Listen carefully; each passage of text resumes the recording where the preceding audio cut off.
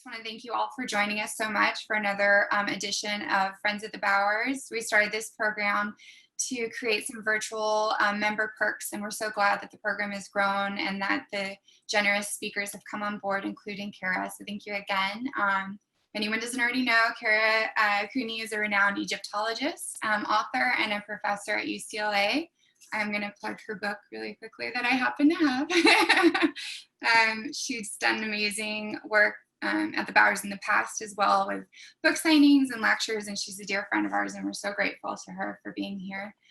So I'm just going to hand this over to you, Kara. I'm going to mute myself and turn my video off. If anyone does have any problems with Zoom, I'm not an expert, but I'm happy to help do my best. So please just privately chat, message me if you're having any issues, and I'll do my best to help you out. Okay, and let's turn it over to Kara. Thank you so much. Thank you, Kelly. Do let me know if you cannot hear me. Otherwise, I'll just continue to talk. Just a quick shout out to everyone in Orange County, and a note that my husband told me to put on my Dodgers shirt, which I did not, but I said, oh yeah, those Orange County people. And we talked a little baseball, and then we got sad about how much we miss baseball. So, you know, we all get to stay at home together these days, right?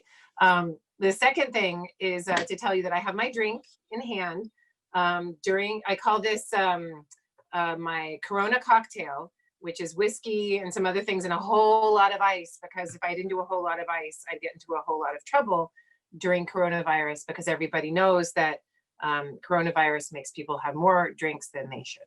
So I hope you have your cocktail in hand. It's 6:30 and it's allowed.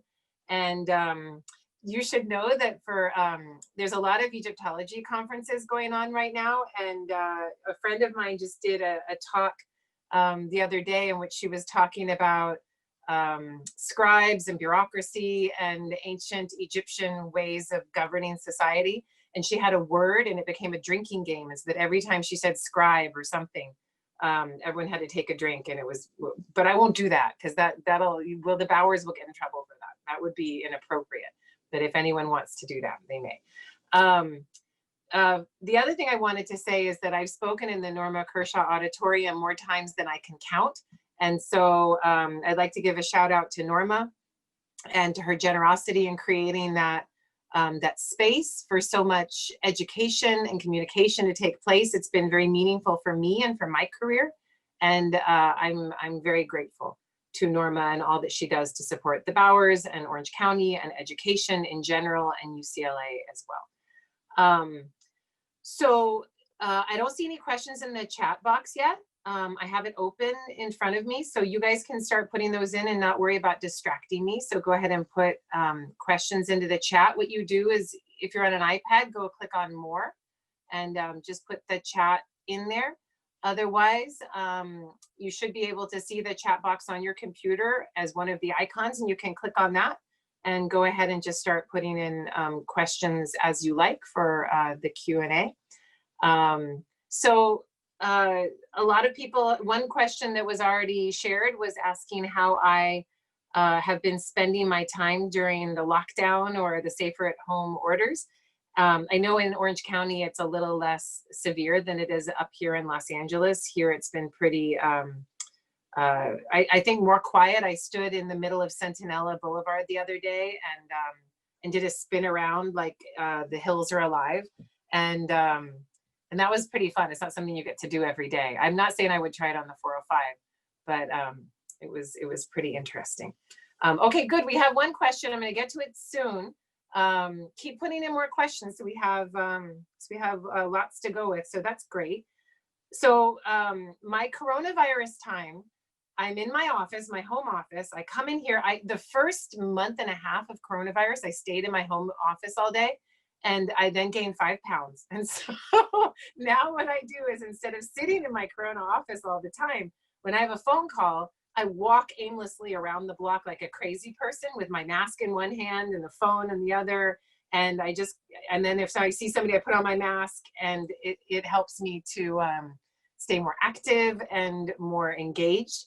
I am working on a variety of things. I am chair of the Department of Middle Eastern Studies at UCLA called the Near Eastern Languages and Cultures Department. And we've been dealing with, like every other university and place of education in the United States and around the world, budget cuts and severe difficulties in funding our students and our graduate students. And as department chair, it falls upon me to make sure that our graduate students get what they need, the funding they need. So the last 3 weeks have been spent with me, with staff, trying to figure out how to get what our graduate students need. And it's been insane. So I'm on the phone all the time.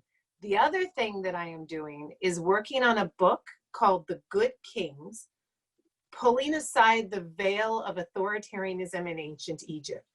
So I'm looking at how authoritarianism is rising around the globe. And I am asking why we are so interested in strong men ruling over us, why we're so willing to turn away from more nuanced, broadly construed political and social control, and we're interested in just giving the strong man whatever control he wants.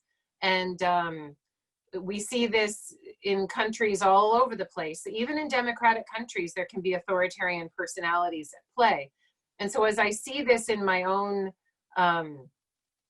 country and with my own discourse, I am deciding to look at ancient Egypt through the same lens of authoritarianism.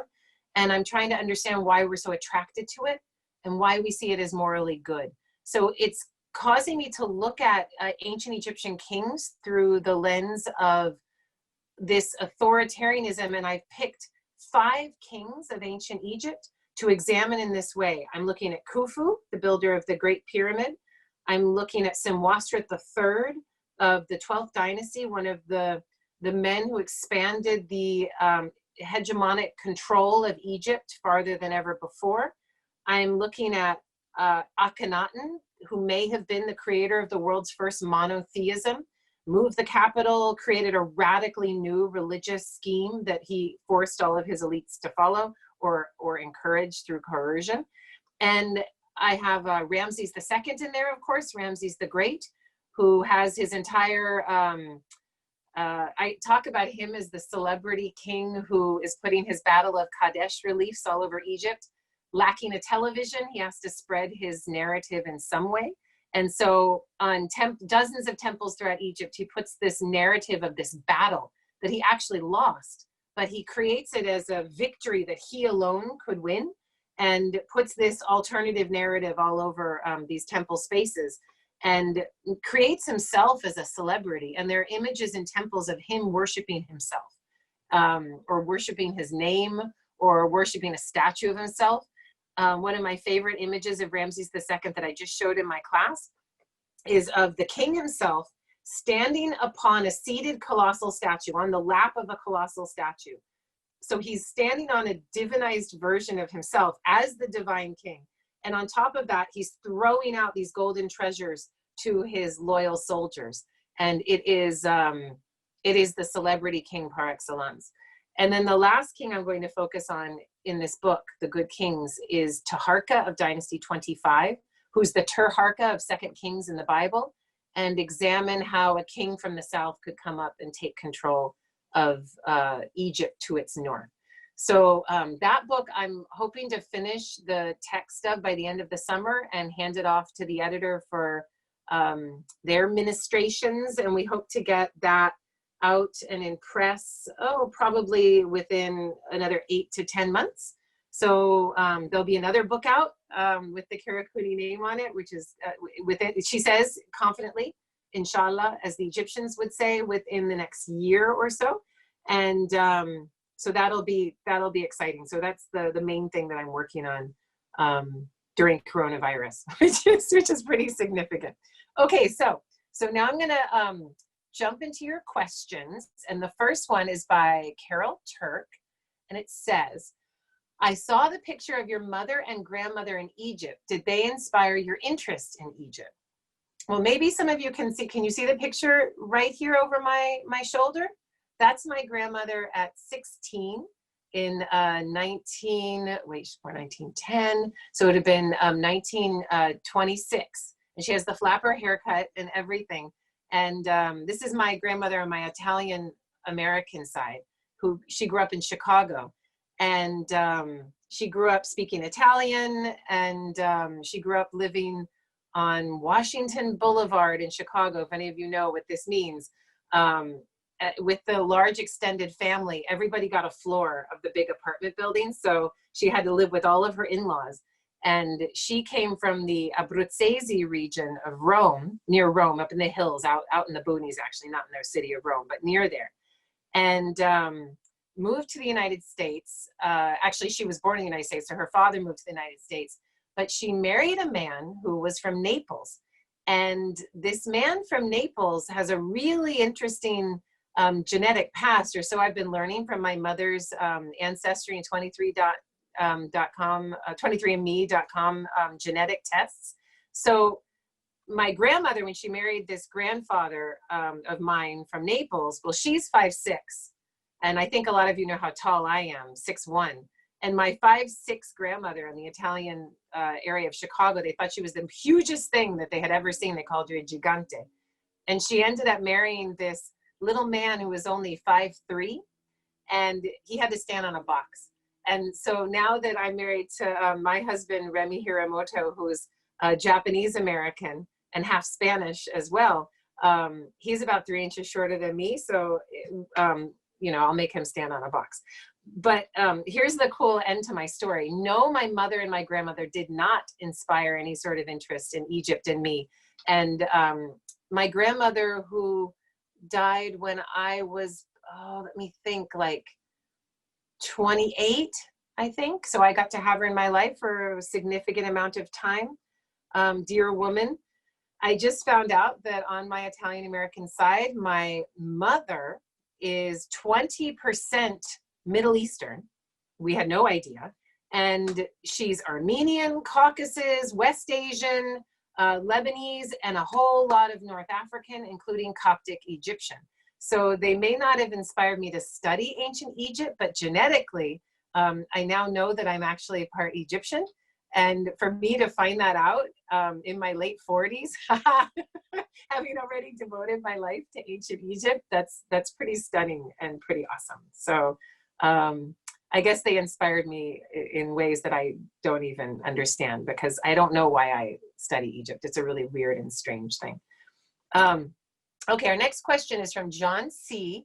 And it says, was the Great Pyramid an actual burial site? Indeed it was. And though, John, you have a good point to say that, well, if it was a burial site, how do we know? Because there's never been any human remains found in that site. And you would be right. The problem with pyramids as a whole, as an entity, as a phenomenon, is that they don't preserve the human body and its treasures contained therein very well, because they are a beacon to tomb robbers. So as soon as the state collapses, and the Egyptian state collapsed at least 4 or 5 times through its 3,000-year history, each time the state collapses, then tomb robbers can go out and open up a tomb and go through all of the treasures, and then the body it disappears, it's gone. Most of the time when states collapse, it's competing warlords who want the treasures, who go into these pyramid spaces or even into the Valley of the Kings. And we now know that the high priesthood of Amen, which took control of Thebes in Dynasty 21 in the absence of a king, they systematically went through the tombs in the Valley of the Kings. Tombs like Amenhotep III, Ramses II, Thutmose III, all of those tombs would have been 3, 4, 5 times as rich as what we found for Tutankhamun, who was a nothing king buried very hastily, potentially in the foyer of somebody else's tomb.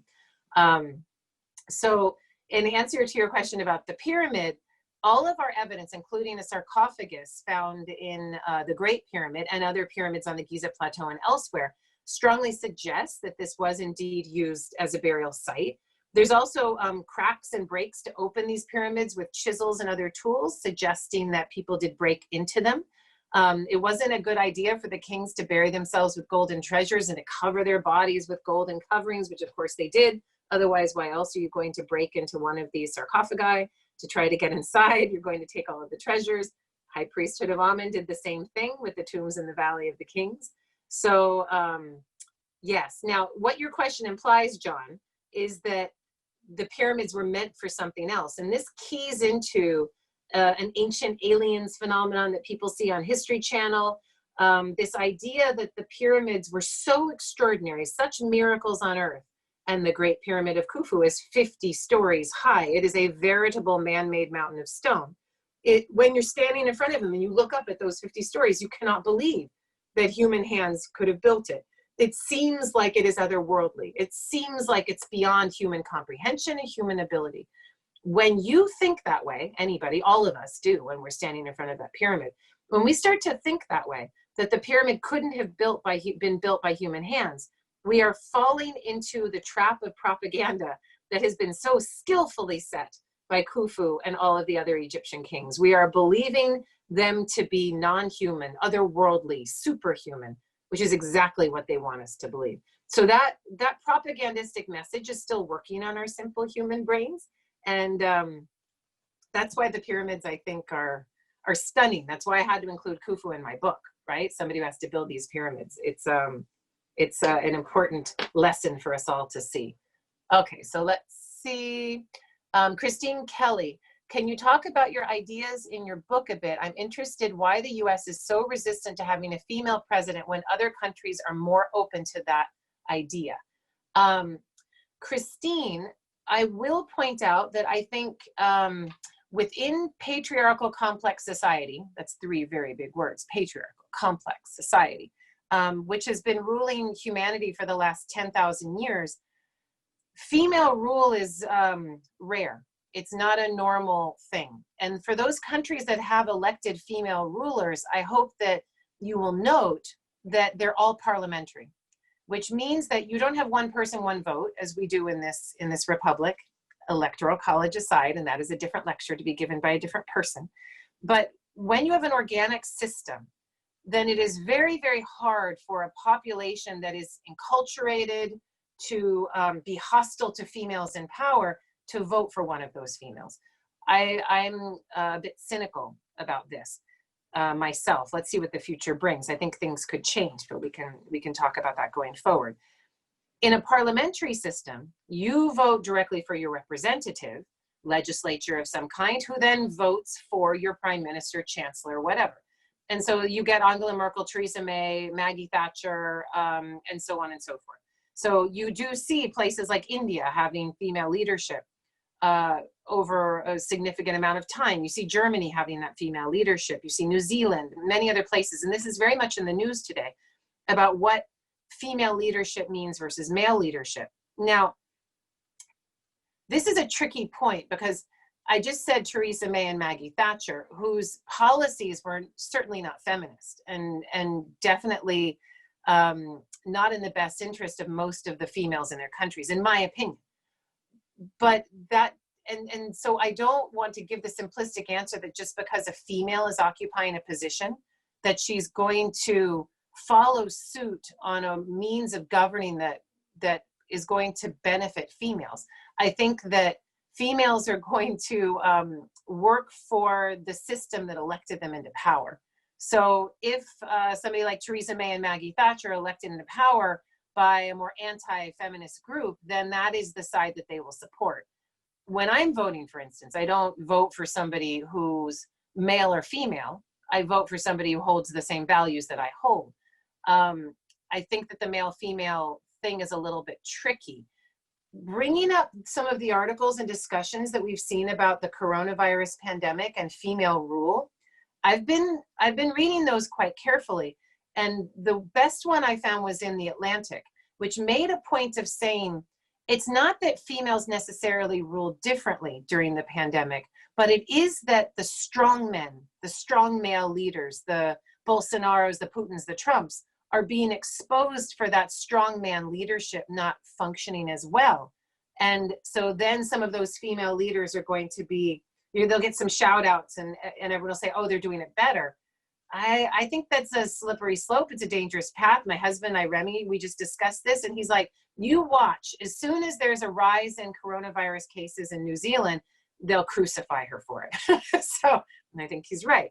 I think that the interesting thing here is still within our human society, the everlasting hostility towards female rule. And I'll give you one stat that I think points this out very well.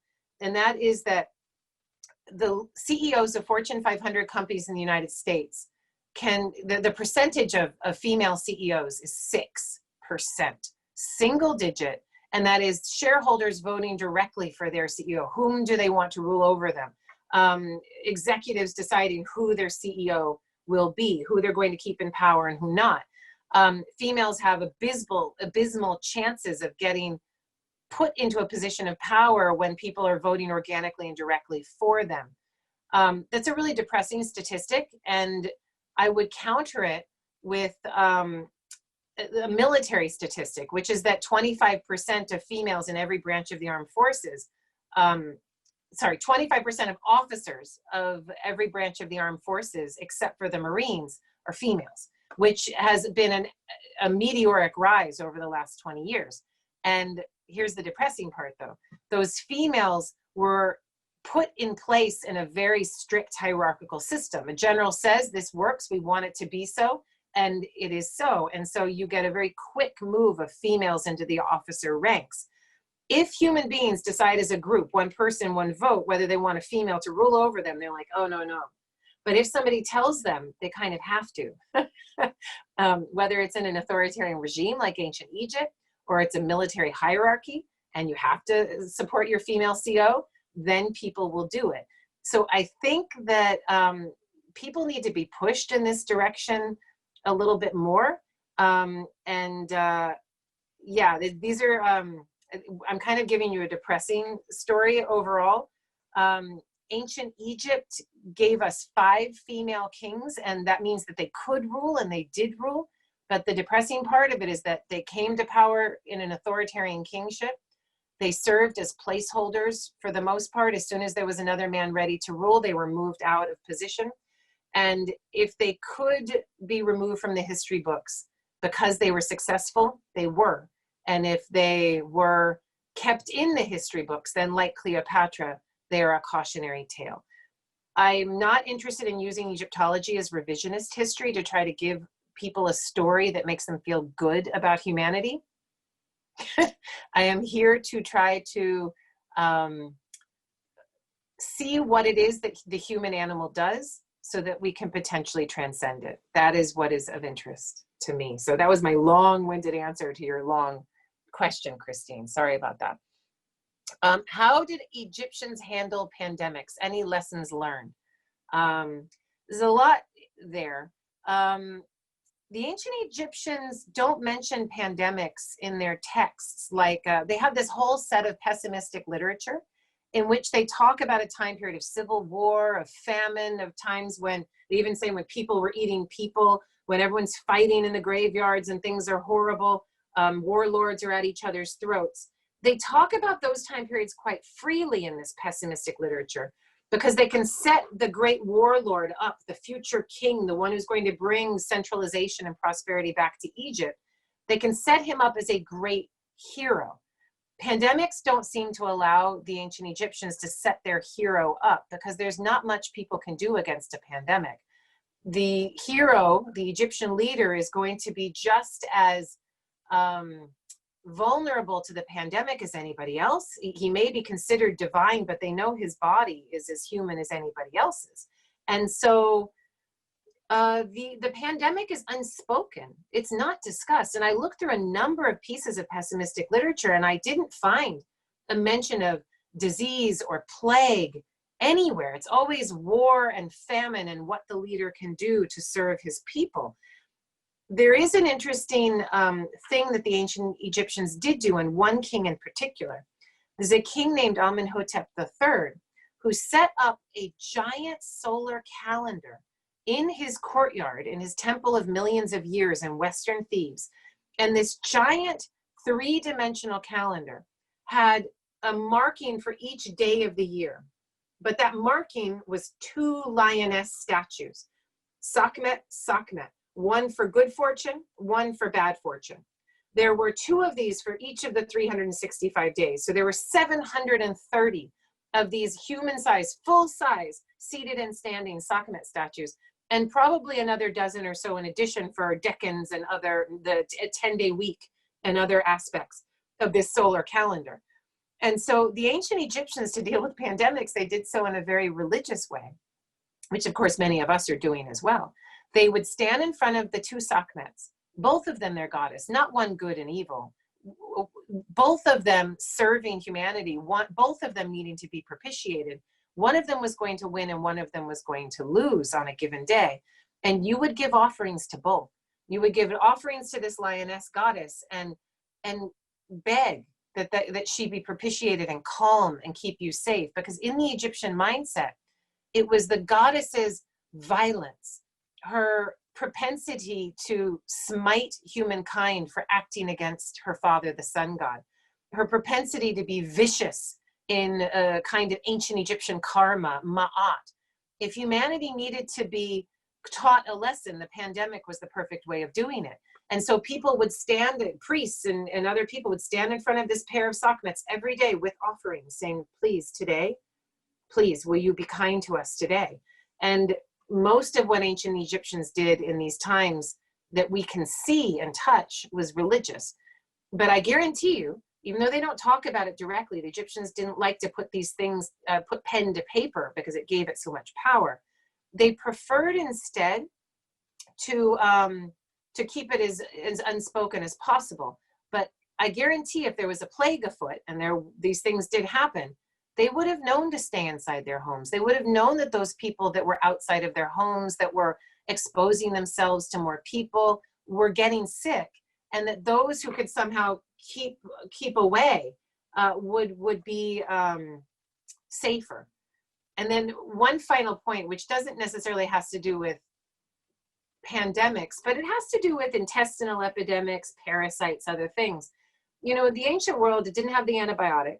The ancient world didn't have ways of dealing with parasites. The ancient world didn't know what a virus was or a bacteria or the difference. But they did know that if you drank tainted water, you would get sick. And one of the best ways of not getting sick from tainted water was to make that water alcoholic. And so one of the best gifts to give to Sekhmet was a big cup of beer, overflowing, alcoholic, frothy, and beautiful. And that is what the Egyptians would offer to her first to propitiate her. And it's what they would drink themselves in an attempt to avoid those intestinal epidemics like modern day cholera and other things, and to keep themselves safe and healthy. So on that note, there our drinking game can commence. Of course, that wasn't beer, but anyway, let's see. Was there a pandemic in ancient times in Egypt? Can you speak about the evidence of it? What actions those who survived took, how the king of the time reacted, etc. This is from Amira Mansour, who I expect could be Egyptian with that name, Amira Mansour. There is evidence from other sources, particularly Hittite sources and Mesopotamian sources, of plagues hitting Egypt in the late Bronze Age, around 1350 BCE. And during this plague, we also know, maybe a little later, like 1330, but it's not that important. 1350 is a good round date. And during this plague, which seems to have spread around the Mediterranean, it's possible that King Akhenaten himself saw damage in his own family. And there is some evidence that this plague hit his new capital city of Akhenaten quite hard and may have taken out 2 of his daughters, maybe a grandchild, maybe one of his wives. It's all kinds of things are possible. But the plague is purported and discussed as one of the features that took down Akhenaten's regime of radical religious changes. And, you know, it's amazing. We don't have a time machine. I can't go back in time and tell you how these things happen or what the kings thought of them, these things, what the people thought of them. But just imagine for a moment that you lived in Akhenaten's Egypt in the midst of his radical changes to the religious schema, and that people were dying from this plague. You would think the gods were angry. You would think that you needed to do something about this. Now add to it a total solar eclipse, which we know was visible at his capital city of Akhenaten around 1330 BCE. And that eclipse blocked out the sun for 6 minutes plus. Imagine, if you've been through a total solar eclipse, you know how dark it gets. You know it turns the day into night, and it gets cold, and the birds stop singing, and it's this extraordinary thing. Now imagine radical religious changes, plague all around you, solar eclipse, holy gods, you better do something about it. So it is quite possible that these things changed Egyptian ways of thinking, and maybe even changed a king's way of thinking, because not long after this solar eclipse, there is evidence of the co-king, Akhenaten's wife, Nefertiti as was, but now Ankh-Khepru-Re Nefer-Nefru-Aten, that's a mouthful.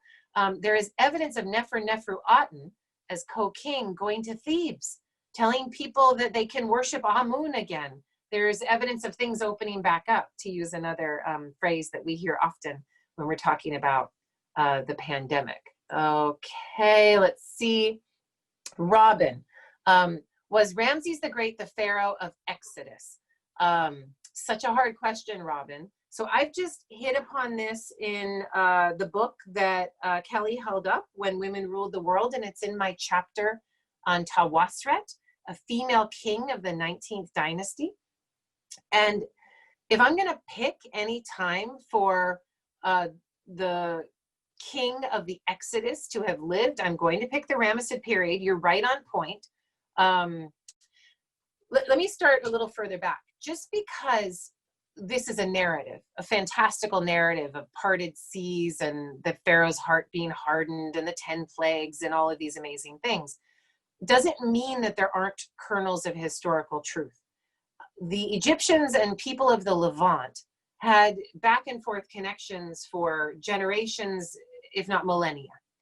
And there's two key pieces of evidence that are really interesting here when you're talking about which pharaoh it is. The first one is the mention of the city of Pithom in the book of Exodus in the Bible. And that city of Pithom is probably Pi-Ramses, Per Ramses, the house of Ramses. It's the capital city of Kontir in the Eastern Delta. A lot of people grew up having seders in which they celebrated slavery being ended by God, and they thought of the Jewish slaves, or the Israelite slaves, better said for an ancient historian, having been rescued from building pyramids.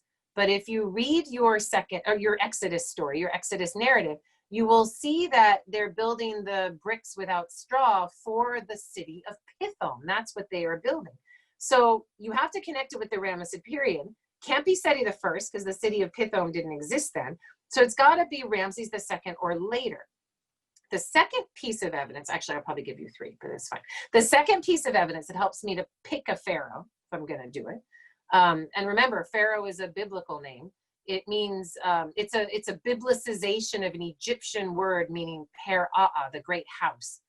This is why I like to use the word king and not the word pharaoh, pharaoh being a biblical expression. But the second key piece of evidence for picking which king it was would be the Merneptah Stila. And you guys can get on Wikipedia and you can Google the Merneptah Stila, also called the Israel Stila, because it's this stela created by Ramses II's son, Merneptah, when he went on campaign into West Asia, that he conquered all of these different peoples and lands and cities in West Asia. And he shows himself giving this victory to the god Amun-Re, and then he lists on this stela, and it's just a flat piece of stone, that's what a stela is, to display. He lists on this stela all of the different places and peoples that he had conquered. And at the very bottom, almost the second to last line, or is it the last line? I can't remember, are the people of Israel. The Israelites are mentioned on this stela as having been destroyed or taken captive. When you went on these campaigns, taking live captives and bringing them back as slaves was de rigueur. This was a normal thing to do. So for every one of these cities and conquered territories, we can expect Merneptah and his men to have taken live captives and to have brought those captives back to Egypt. Not to work in plantations or anything like that, but mainly to work as slaves building big construction projects, temples and cities and things like that. So right there, it's in line with what we know about slavery in ancient Egypt. which was not the foundation of its economy, but did exist. The third piece of evidence that I would use to pick a king for the Exodus would be the mention of a guy named Mesui, Moses, if you like. So after Merneptah, there was a king named Seti II. And Seti II had a pretender to the throne who was trying to get on the throne too. So there were two kings at the same time, and there was a big civil war between the two of them. So there's Seti II in the north, and in the south, there's this guy named Amenmeses, and they call him Mesui or Meses for short. So to me, this civil war, this disagreement, maybe they're both brothers, as you have in the biblical text. This seems to me that there's a Moses, a kernel of the idea of the Moses story here. The Meses story is also punctuated by a lot of Canaanite peoples coming into Egypt as mercenaries and even as bureaucrats and scribes. And there was a very important Canaanite guy named Bai, who ended up being a chief advisor to the king Seti II and to his wife Tawasret, who ended up becoming female king of all of Egypt in Dynasty 19. So one thing I tell my students, and I just said this in class the other day, there are a lot of Egyptologists who say, oh, you should never accept the biblical text as fact or as having history in it because it's all just a set of narratives. And I tell my students, I mean, that's one way to look at it, it's one perspective, but you should never look at the Egyptian text as being fact either, because they're all spin and fake news as well if you look at it from that narrative perspective. All of these stories, these histories, are written by the winners. All of them have an agenda. All of them are written from a particular perspective. And those people whose lives were destroyed, people who are minorities, women, for the most part, they do not get their stories told. So I encourage my students to look at every ancient narrative, whether it is in biblical text from 2 Kings or Exodus, or it's their Merneptah Stila, or it's the Battle of Kadesh inscription. I have my students look at all of them with a jaundiced and cynical eye to try to figure out where the real history there might lie, what we can believe and what could be spin. I hope that answers your question. So let's see. What is happening with excavations in Egypt during the pandemic? What about excavations you are involved with? Is Egypt doing a good job to protect their antiquities? 3 questions, Kathy Begg. You kind of cheated, but we're going to let it go. Excavations in Egypt are happening. The Egyptians have had a really hard time shutting down their economy.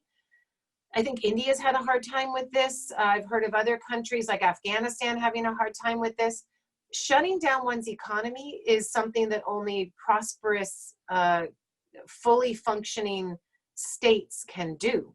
Because when you shut down an economy, then you pass $3 trillion packages that give people unemployment benefits, it gives people loans, it gives people bridging funding. In other places in the world, like Egypt or Afghanistan, they don't have this bridge funding. It doesn't exist in the way that we have it here. They also don't have strong currencies like the American dollar. And so you can't use our national bank's means of printing extra cash. We can do this because our dollar is so strong. You try doing that in other places and you just invite rampant inflation and economic collapse. So in Egypt, excavations are still ongoing. People are getting the coronavirus. People are dying from the coronavirus. This is, the Egyptians have made this call, and those people who can stay home are staying home.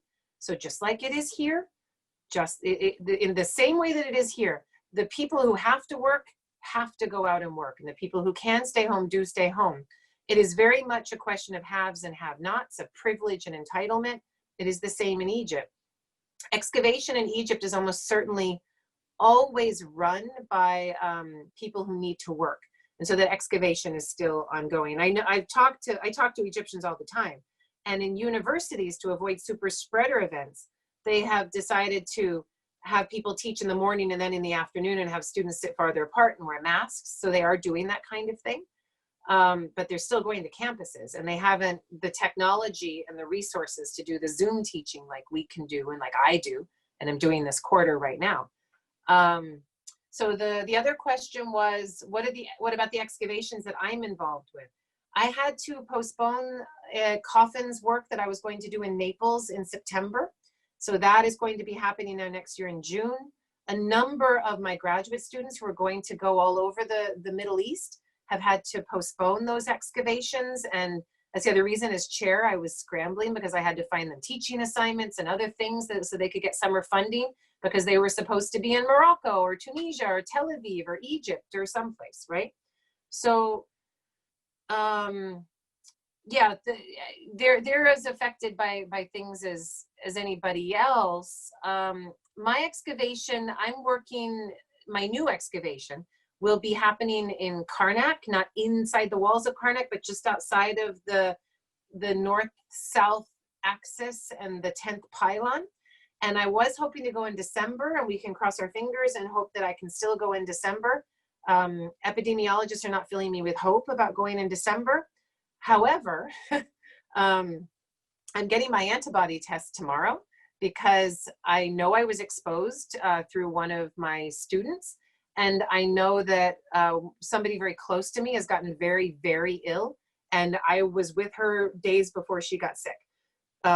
Though my coronavirus test, when I took it some months ago, turned out to be negative, I suspect I was exposed. So I'll let you know if my antibody test comes through positive.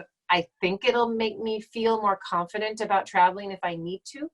But as we've all heard, we don't know anything about this novel coronavirus. And even if I have antibodies, it still could mean that I can get sick, right? I could get sick again. Some people have had it and then they get the virus again. So let's see what happens for my excavation.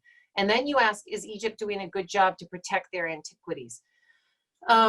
Yes, Egypt is. Egypt is doing as good a job at protecting their antiquities as they are in Britain and Lebanon and other places. There's looting in all of these places. Private property ownership and people engaged in looting is something that's happening all around the world.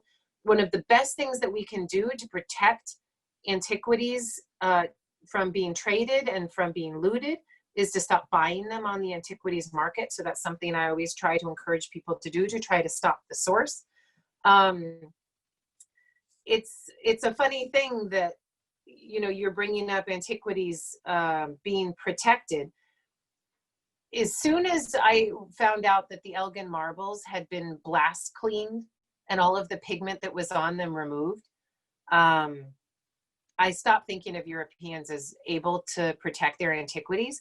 And let me tell you an anecdote about my own coffin research. I've looked at over 300 coffins in museums around the world, from the Louvre to the Met to the Berlin Egyptisches Museum, just everywhere. When I go to see coffins in Brussels or Leiden or the Met, they are over-conserved, they are repainted, they are not treated as they should have been treated. These wooden painted objects should have been consolidated only, and instead they are completely redone. I remember standing with the then curator of antiquities at the Leiden Museum of Ancient Art, Christian Greco, and we were standing in front of a coffin and we were looking at the ancient publication, and I said, "Oh my God, Christian, it's been completely repainted." And he went, because he'd never looked at it, he inherited that coffin as curator, right? That coffin was destroyed. That coffin was ruined. There is no ancient coffin left. To remove all of that modern paint would mean painstaking physical removal with a tiny little dental pick. Nobody has time to do that. It's a disaster. The coffin's gone. I see coffins like that all the time when I travel. Where I do not see coffins like that is in Egypt. And in Egypt, they have protected those pieces better than any other place. Yes, it's partly because it's in the climate that it needs to be, but it's also being protected by people that know enough is enough. Let the piece be. Don't need to fix it. Doesn't need to be prettier than it is. But when it's purchased by Europeans who want to put it in a museum and show it off and have a different agenda, then the interest in touching it up and beautifying and making it perfect can be almost irresistible. And so I think that, yeah, now that I've seen so many pieces abjectly mistreated in museums in Europe and the United States, where they are supposed to be closely safeguarded by conservators. As little as 5 years ago, the last piece I saw that made my jaw drop because they just destroyed the coffin.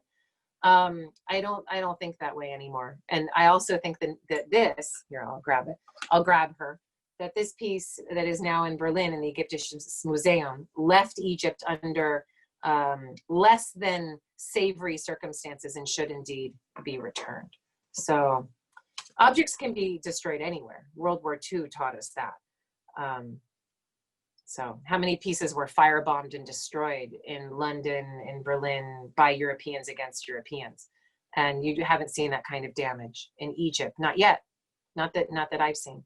Even with the Arab invasion, even with the Ottoman takeover, even with all of with the British taking over, Napoleonic wars before that. I mean, even with all of that, even with the revolution in 2011, you don't see that level of destruction of their antiquities for a number of reasons.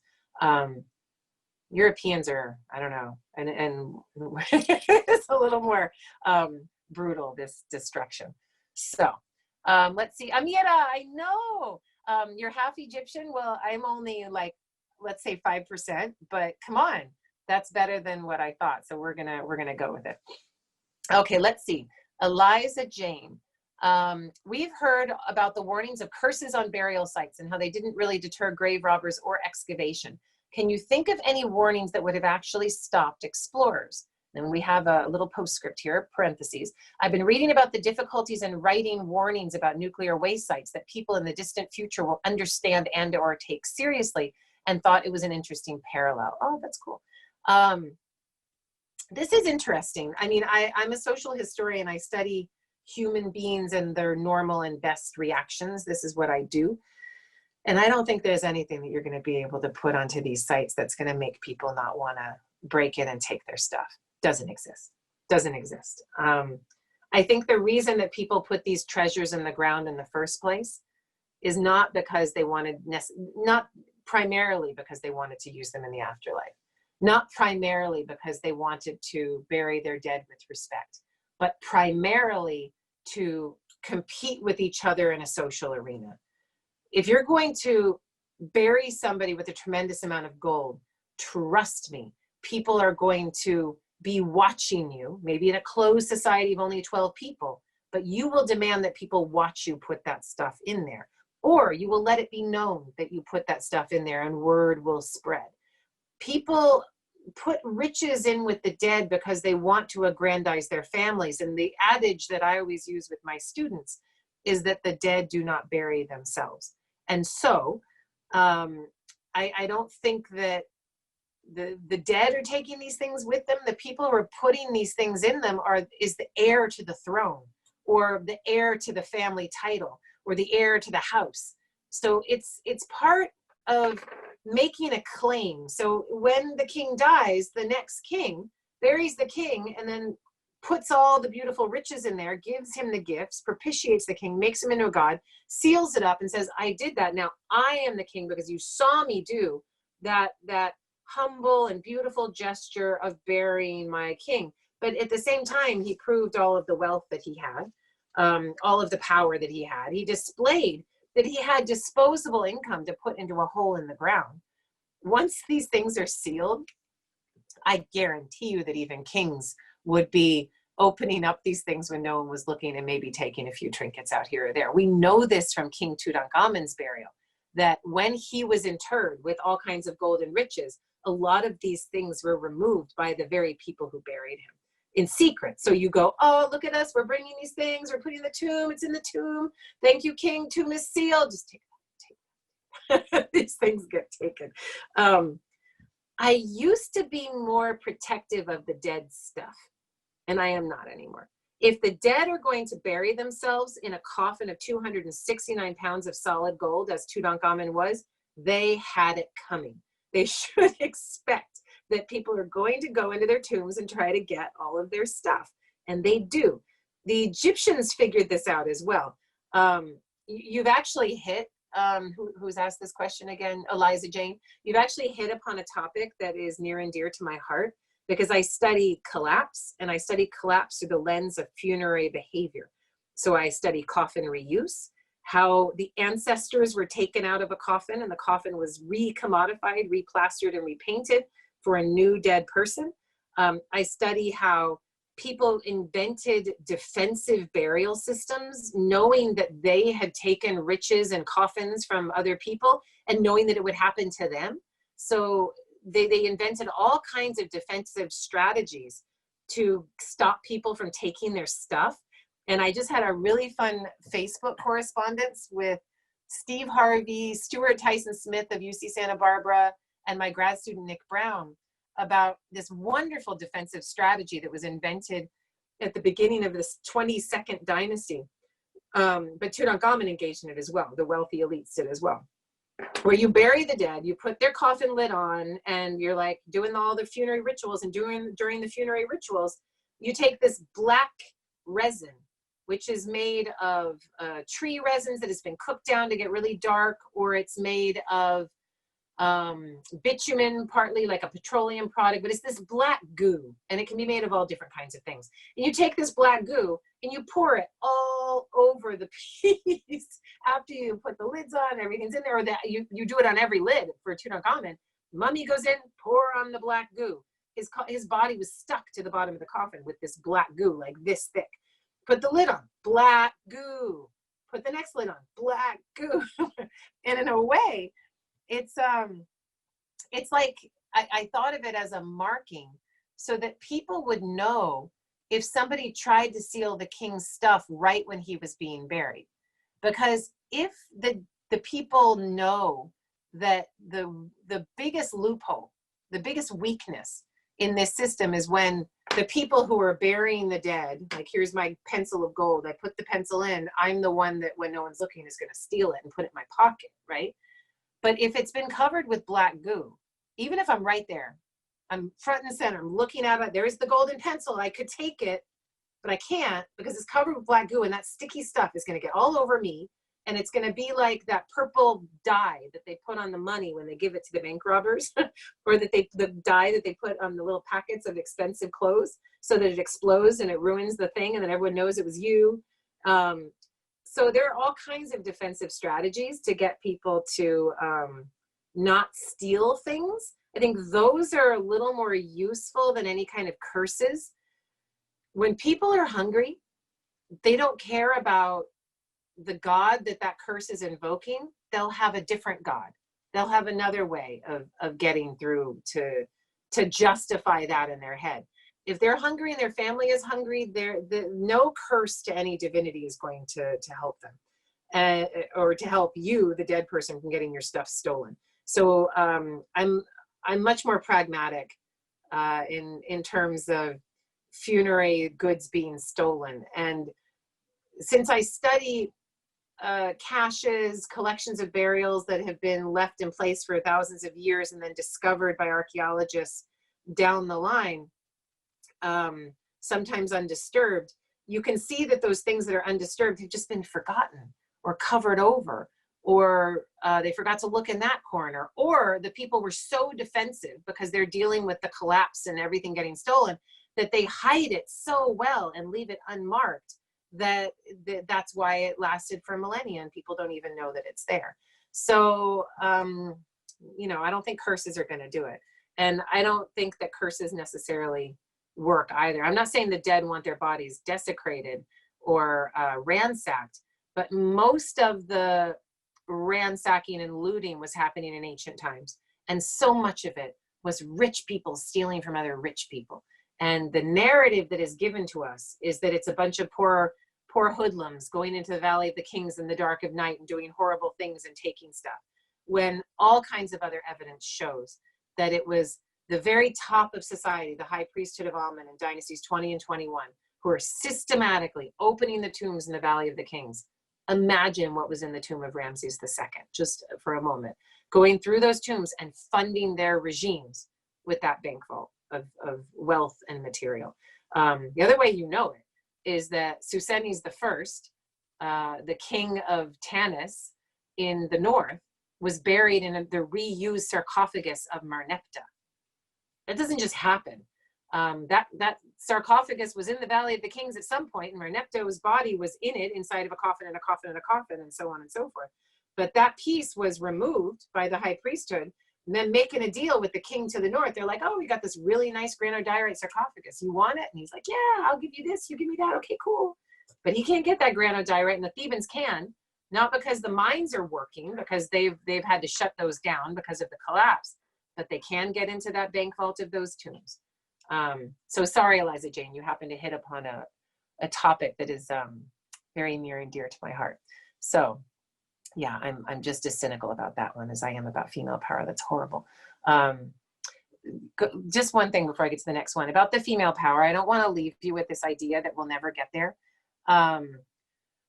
I think that right now in human society, and I think you guys can see it in the world around you anecdotally, that women are out earning college degrees compared to men, that women are becoming the main breadwinner in their family more often than they ever used to. And on the bottom of society, grassroots of society, you see this more and more. I will also say that compared to my generation, and Lord knows many of your generations, can you imagine deciding if you wanted to get married? I can't. Can you imagine deciding if you wanted to have kids? My generation, you could kind of decide that, but certainly not my mother's and definitely not my grandmother's. And can you imagine deciding to have a kid out of wedlock, to have a kid with that man and then break up with him and have a kid with that man? And it's like a hunter-gatherer days have returned upon us again. And so there is a new society coming down the pike, and it is going to be different than the patriarchal society of old, but the pushback against it has been quite extreme. So I don't want to leave you with only my hostility towards females, because that's not where I think it's necessarily going. Okay, so let's see. Kimberly Wakefield, what do you think might have happened to Tutankhamun's wife, who was depicted on some of his funerary items but disappeared after his death? Well, Kimberly, you're talking about Ankhesenamun, whose name used to be Ankhis-pa-Aten. Ankhesenamun seems had to marry the next king. So AY, that's the name of the next king. He's the one who buries Tutankhamun, puts him in his tomb, seals him up, and he's the one shown doing the offering of the mouth, holding the adze up to Tutankhamun's mummy in his burial chamber. And it is I who marries Ankhesenamun. And there is a wonderful letter that we have preserved in Hittite cuneiform script. And in this Hittite letter, there is a queen called Dahumsa. Nobody knows who this name refers to, because it's it's a vocalization of a name that we don't really understand. We know who Ankhesenamun is, but it's not Dahumsa, and how does this work? But in this letter, this queen, and most Egyptologists, I would say, think it's Ankhesenamun. She says, oh my goodness, the king has died and they're making me marry a servant. I will not marry one of my servants. Please send one of your Hittite sons, O Hittite king, and I will marry him and he will be king of Egypt. And the son is eventually sent, and we never hear about the son, and then we never hear any more about Ankhesenamun. So the son was probably killed on his way, never became king of Egypt from all that we can see. And the next king is a man named Horemheb, who is of a different family. He was a general, and he does not marry into the 18th dynasty that was there before. He does not marry Ankhesenamun, and he has a new start with a new lineage. So the weird thing about Ankhesenamun is that, unlike other time periods when there was only one member of a royal family left standing, and she was female, Ankhesenamun didn't get to become king.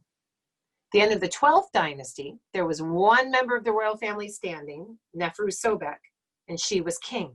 And she ruled as king for at least 4 years. And then the dynasty ended with her, and it was allowed to go on to another dynasty, but they let her have it. Hatshepsut in the 18th dynasty became king and was allowed to rule. Before that, there was extraordinary power for females who ruled on behalf of males who were too young to rule on their own, or incapacitated in some way, or were at war. There was a lot of female leadership. So the weird thing about Ankhesenamun is that, or Ankhesenamun, however you want to pronounce it, is that she didn't get to rule herself. She didn't get to become king. Nefertiti, we think, got to become king after her husband's death. There is a great deal of disagreement about this amongst Egyptologists, but I am one of the believers who thinks that the evidence is there to indicate that this woman ended up becoming king on her own as Ankh-Khepru-Re Smenkhare, there's another mouthful, after the death of Akhenaten. And that's the way it should have been after the death of Tutankhamun, but that's not the way it was. Instead, you have Ai taking over. He rules for a short period of time, and then you have a military coup. So it's a pretty complex story, but Ankhes and Amun, you know, if they're not in power anymore and they disappear, we don't know where they go. You're only in the historical record when you are a holder of power, and you are maintained in the historical record if you are seen with favor. Otherwise, we got to piece you back together or you disappear entirely. Let's see. Okay, so we get one more question because it is 7:30. Kelly, tell me if that sounds about right. If you want me to do another, I can. The Elgin marbles were clean. Oh, Matt Hyland. Yeah, that's, yes. With like a water pressure cleaner. All the paint gone. I know of Americans having done this to a Sekhmet statue, to the eyes of the Sekhmet statue, which were painted red, and they cleaned them, and now that red paint is gone. Isn't that a shame? Stupid people. That's why we should touch less, right? Study more, touch less. Don't get in there. Don't get all in there. Just look at it and observe. So Matt Heinlein, or if I'm saying it in the German way, Heinlein, says, speaking of time machines, if one did exist, when, where would you visit in ancient Egypt? And then he continues with a bonus question, more serious question. That's a good question. I'm fine with it. What value did the ancient Egyptians place on this mortal life? If a pandemic occurred, were the average ancient Egyptians worried about their own individual lives, or were they more focused on the king? Okay, so your first one's easy. I think you've already found out, given how much I've talked about this chick, my fave, that I would want to go back and find out if she was sole king, what she thought about her husband Akhenaten's reign, what was going on there. That would be of great interest to me. So that's where I would go. The plague kind of upsets me. I don't have my plague inoculation. So, you know, the whole time machine, if I actually got to do it, I don't know if I would. Not if I had to take on all the health risks that one would expect. And I don't want to bring bubonic plague back here. So yeah, but that would be my choice. Now, what value did the Egyptians place on life, human life? That's a pretty interesting question. And where did I read this? I think it's a Barry Kemp quote that my grad student Nick Brown just sent to me. And the quote was that when you think about the death of children before the age of 5, particularly after weaning, when you think about the death in childbirth of women, when you think about the death of men, either in battle or with farm accidents, just labor in general, when you think about all of the parasites and all of the epidemics and all of the things that the Egyptians had to deal with, making it to the age of 50 would have been extraordinarily rare. And that means that that institutional knowledge, that cultural memory, that ability to know what things were like 2-3 generations before was so rare and so valued that it was indeed the older members of society in Egypt who were venerated, who were appealed to, who were given special bonuses and benefits, whose opinions were asked more than others. These were the people who were listened to.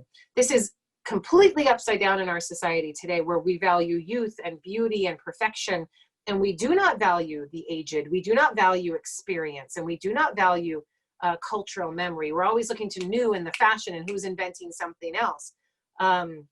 These two things are diametrically opposed. As a historian, you know what side I would rather pick. I'm not very fashionable myself anyway. So you have here, were the average Egyptians worried about their own individual lives, or were they more focused on the king? This is a trickier one for me to answer because, you know, there are societies that demand a more communal appreciation of life, and then there are societies that are more individualistic. I think our society is a more individualistic society where we look to ourselves and our fashion and our beauty and our survival potentially first. Obviously, if you're a parent, you're going to think differently. If you have a partner, you'll think differently. And yet you might think, well, my household, I'm going to take the resources and screw all my neighbors or whatever. There is less of a communal interest, particularly during the zeitgeist that we are living in now in the United States, I would argue. And then there are other cultures whose systems demand more of a communal way of life. Egypt was and is one of those communal systems. Amira, you can tell me if you think I'm right. But when you go to Egypt today, I go to Egypt and say I look like I don't belong, everyone's going to stop me on the street like they're my in-law and ask me, are you okay? Do you need anything? What do you need? Let us help you. And if I'm in a place where I do belong, like say I'm in downtown Cairo where there are a lot of other Westerners and it's not that big a deal, if I'm dressed inappropriately or I'm doing something a little weird, people are going to stop and tell me, you really shouldn't do that. No, don't do it that way. Egyptians do it to other Egyptians. Women do it to women, men do it to men. They're like, look, you shouldn't do it this way. You should do it that way. I see more communal help in Egypt than I do here. More strangers helping strangers cross the street, carry groceries, deal with a heavy luggage. Give directions. If somebody screams and asks for help, people will come running. I see more giving to beggars. I see more help of the homeless. I'm not saying they're better than we are. I am saying that their survival strategies in that crazy maelstrom of Egypt demands it more than ours does. Our American system allows this individual wealth and this my household and my castle and I protect it, and this idea that we're not reliant on other people. I would argue a more Greek way of going about our lives. Egyptian lives are about who your doorkeeper is, who's going to bring your packages to you, it's about patronage. It's about who the rich person is in your building and who the poorest person is in your building. And so I think seeing what I've seen in modern Egypt and seeing that the Nile is still there, the agriculture is still there, the preponderance of humanity is still there, I would argue that ancient Egypt valued that communal, less individual way of life much more than we would expect. Does that mean they're going to hope for the life of a king over their own? That's a hard one, because we're still human beings and we still value our own continued existence. But there will be systems put in place to make sure that people are looking towards the communal good in Egypt rather than the individual good. So I'll end it on that. How are we doing on time?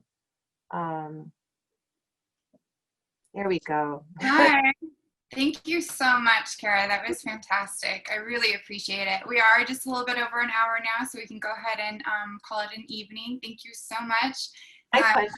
And if anyone doesn't have her book already, the Bowers Museum Gallery store does sell it, and we are delivering during the pandemic. So all of the proceeds to the store go towards our education program. So I'm going to plug that. Thanks to Kara again. And I do want to remind everyone that we have a full list of speakers for the Friends of the Bowers series. So next week we have Marcy Smothers, who's the author of Eat Like Walt. And she's going to be doing a cooking demonstration and presentation. So thank you all again for joining us. Thank you so much, Kara. And have a great night. You guys. Thank you. I see your messages. That's really is great. It's so nice to reach out to all of you today. Thank you for your great questions, and hang out more communally than you would otherwise. Take care, you guys. Bye-bye. Okay. Stay safe, everyone. Take care. Bye-bye.